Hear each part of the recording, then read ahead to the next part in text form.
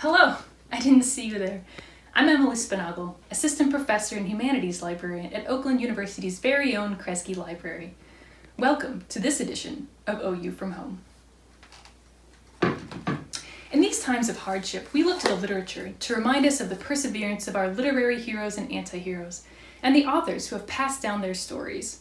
We look to our bookshelves, physical and digital, to writers throughout the ages who have navigated the asociality and isolation with which we ourselves are confronted.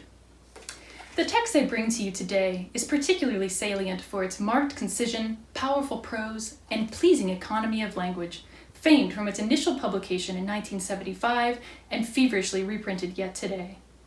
It is a timeless investigation of the neuroses of its protagonist, told against bleak imagery of desolation and futility.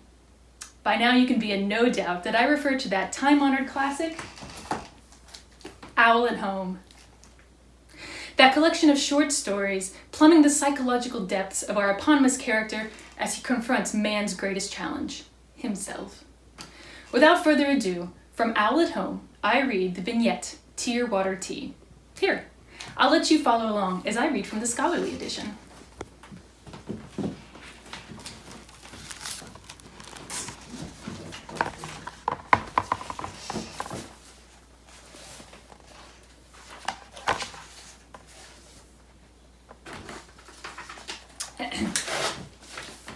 Tear, Water, Tea. Owl took the kettle out of the cupboard.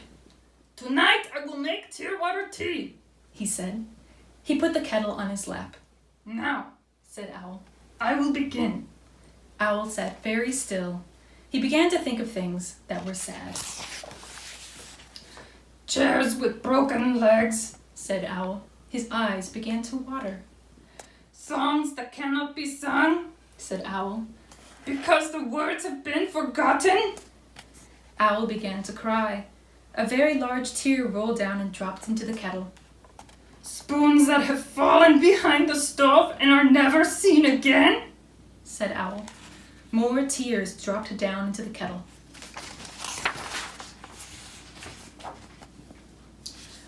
"Books that cannot be read," said Owl.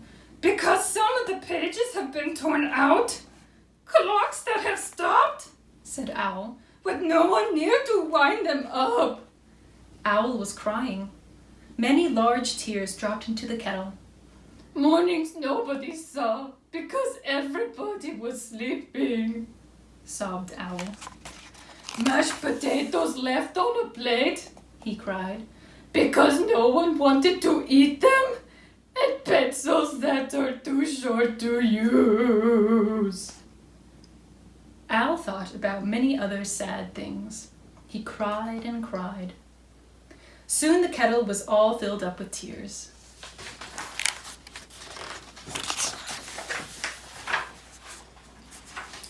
"There," said Owl. "that does it." Owl stopped crying. He put the kettle on the stove to boil for tea. Owl felt happy as he filled his cup. "It tastes a little bit salty," he said, "but tear water tea is always very good."